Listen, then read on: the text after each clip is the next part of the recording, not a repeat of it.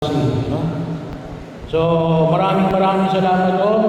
Ipanalangin natin ang mga batang ito, mga kabataan, no? Na ito, na siya magiging bahagi ng ating pagkilos, na, no? Malaking kasama niya yung mga sakristan, may mga choir din tayo. May mga ibang lingkod din ng simbahan, no? Ng mga kabataan.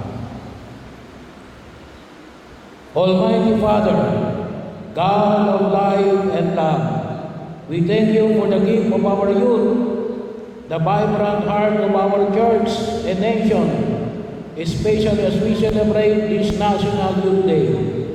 Lord Jesus, we ask you for His Holy Spirit to fill us, give us courage to dream big and the determination to turn our dreams into reality, contributing to a brighter future for the Philippines. Inspire us to be agents of unity, understanding, and compassion across our diverse communities. Empower us to stand firm in faith, bringing our fellow young people closer to you.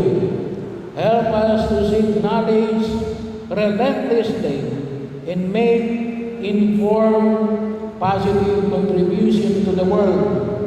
Grant us the agility to face today's challenges, keeping our hearts focused on you. May we hasten to be good, to do good deeds, and support those in need, and build God's kingdom. Blessed Mother Mary, guide us to say yes to God's mysterious will, like you did, and to persevere in prayer and service.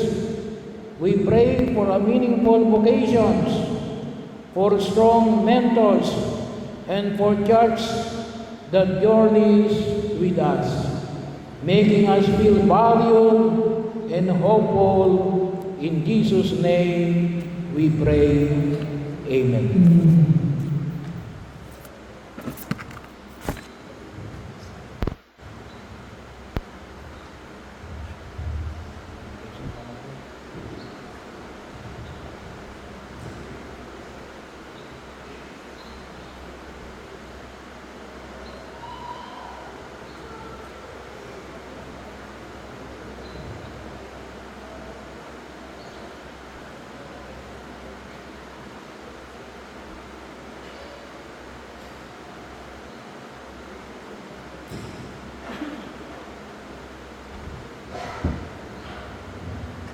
Palakpakan po natin ang ating mga kabataan at patuloy natin silang pagkakas.